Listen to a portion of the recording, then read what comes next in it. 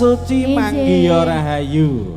Katresnan sejati Mbak Vita. Nggih. Iki wis diaturke siji bloko siji wonten ing kalenggahan dalu punika. Lan ugi samangke kawula sampun ngaturaken manggaipun atur tetepangan wonten dalu punika nggih sesarengan menika biduan biduati wonten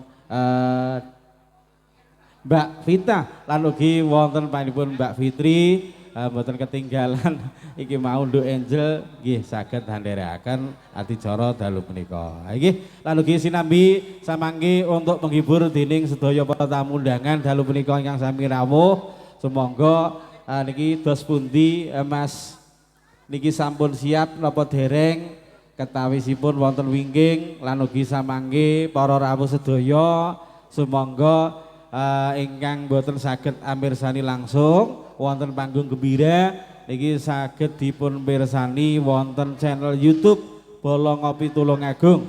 Dalu punika wonten panjenenganipun Mbah Kayin, Abi lan ugi panjenenganipun sedaya kanca-kanca Abi nggih rawuh Mas Huda, Mas Momo lan ugi sedaya kanca-kanca ing dalu punika nggih matur gunging panuwun ingkang sampun handherekaken siaran langsung wonten dalu punika wonten dalemipun Bapak Juari Kasun dalasan Ibu Wiji Asih.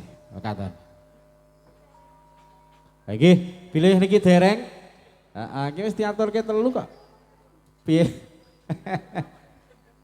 Heeh.